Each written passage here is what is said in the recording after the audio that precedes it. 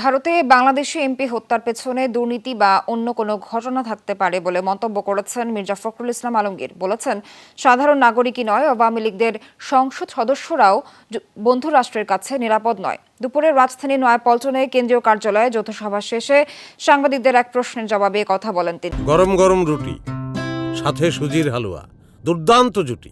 তবে জুটি জমাতে চাই তীর আটা ময়দার সুজি, কারণ তীর ছাড়া আমার চলেই না। এ সময় তিনি অভিযোগ করেন, জবরদখলকারী সরকার জিয়ার নাম ইতিহাস থেকে মুছে ফেলতে চায়, তাই জিয়াকে খলনায়ক বানাতে ইতিহাস বিকৃত করছে সরকার।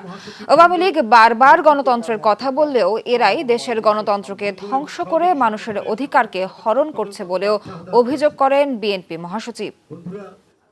নেতৃত্বের কারণে আজকে একটা সম্ভাবনাময় দেশের সামনে বাংলাদেশের সাধারণ নাগরিক নয়, একজন তাদের তথাকথিত সংসদ সদস্য বিদেশে গিয়ে নিখোঁজ হয়ে গেলেন, তার কোনো খবর তারা দিতে পারলেন না পারলেন বাংলাদেশ সরকার, না পারলেন বন্ধু রাষ্ট্র তাদের ভারত।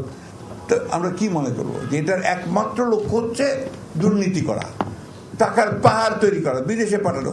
ওইটারই কোনো ঘটনা কিনা এটা আমরা জানি না।